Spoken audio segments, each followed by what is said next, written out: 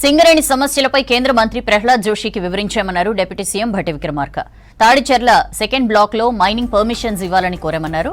రాష్ట్రంలో విద్యుత్ డిమాండ్ పెరిగిన దృష్ట్యా బొగ్గు ఉత్పత్తి కూడా పెంచుకోవాల్సిన అవసరం ఉందన్నారు. తాడిచెర్ల బ్లాక్ లో దాదాపు 5 మిలియన్ టన్నులు ఉత్పత్తి చేసేందుకు అనుమతించాలన్నారు. ఆ తర్వాత విద్యుత్ శాఖ మంత్రితో భేటీ అయిన భట్టి 3 కోట్ల కుటుంబాలకు సోలార్ విద్యుత్ అందించే సూర్యఘర్ పథకంపై కొన్ని సలహాలిచ్చామన్నారు భట్టి.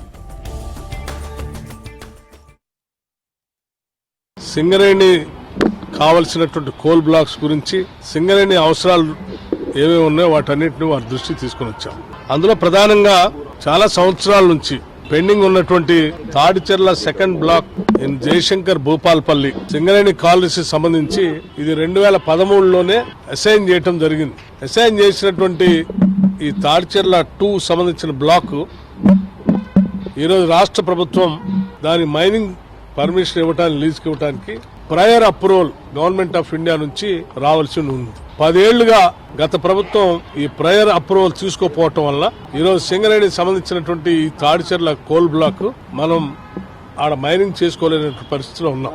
ఈరోజు పవర్ డిమాండ్ పెరిగిన దృష్ట్యా కోల్ ప్రొడక్షన్ కూడా పెంచుకోవాల్సినటువంటి అవసరం ఉంది. ఎంతో అవసరం ఉన్నటువంటి కోల్ ప్రొడక్షన్ పెంచుకోవడానికి బాగా ఉపయోగపడేటువంటి తాడిచెర్ల కోల్ బ్లాక్ 2 దాదాపు 5 మిలియన్ టన్స్ ఉత్పత్తి చేసుకోవడానికి పనికొచ్చేటువంటి ఈ కోల్ బ్లాక్ ని రీసెర్చ్ చేయటం వల్ల ఈరోజు సింగరేణి గాని రాష్ట్రం గాని చాలా నష్టపోయినటువంటి విషయం కూడా మనందరికీ తెలిసిందే.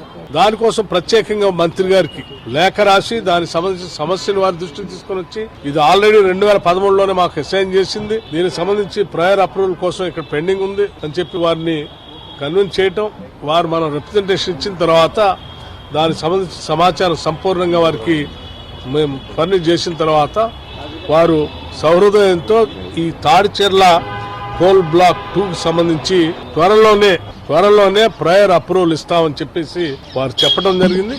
దీనివల్ల 30 సంవత్సరాలు దాదాపు ఒక 5 మిలియన్ టన్స్ కోల్ 30 సంవత్సరాలు అది పెరిగి మన సింగరేణి కాలనీస్ లాభాల్లో తీసుకొని రావడానికి రాష్ట్రానికి ఉపయోగపడుతుంది.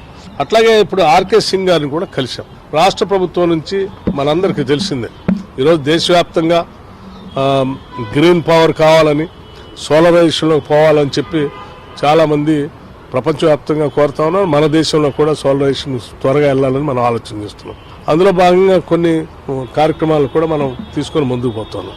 ఈ మధ్య కేంద్ర ప్రభుత్వం నుంచి కూడా ఒక స్కీమ్ని అంటే ప్రధానమంత్రి సూర్యఘర్ ముఫ్త్ బిజ్లీ యోజన అనే స్కీమ్ని 3 కోట్ల ఇళ్లకి ఉపయోగపడేటట్టుగా అనౌన్స్ చేశారు సబ్సిడీతో. దీని మీద సీరియస్ గా ఆలోచన చేసినటువంటి రాష్ట్ర ప్రభుత్వం ఈ పవర్ సెక్టార్ లో ఉన్నటువంటి అధికారులందరితో కూర్చొని మాట్లాడి పేదవాళ్ళు వాళ్ళు తీసుకోలేని పరిస్థితిలో ఉండే క్రమంలో ఈ స్కీమ్ వల్ల వాళ్ళకు వచ్చే లబ్ధి కొంత ఆలస్యం అయ్యే ప్రమాదం ఉంది. దీని దృష్ట్యా రాష్ట్ర ప్రభుత్వం ఒక మంచి ఆలోచన చేసింది. ఎక్కడెక్కడైతే మా సబ్ స్టేషన్స్ అన్ని ఉన్నాయో రాష్ట్ర వ్యాప్తంగా ఆయా సబ్ స్టేషన్స్ ఉన్న దగ్గర పరిసర ప్రాంతాల్లో వర్చువల్ మీటరింగ్ విధానంతో ఆ సోలార్ ప్యానల్ ని అక్కడే ఒక దగ్గర పెట్టి సోలార్ పవర్ ని మనం తయారు చేసుకోవడానికి కావాల్సిన వ్యవస్థను ఏర్పాటు చేసుకొని అక్కడి నుంచి మీరు ఎవరెవరికి పవర్ ఇద్దాం అనుకుంటున్నారో ఆ ఇళ్లకి కనెక్షన్ ఇచ్చుకోవటానికి ఆ సబ్ స్టేషన్ దగ్గర నుంచి ఇచ్చుకోవటానికి ఈజీగా ఉంటుంది. దీన్ని పరిశీలించమని చెప్పి వారికి నేను ప్రత్యేకంగా విజ్ఞప్తి చేయడం జరిగింది.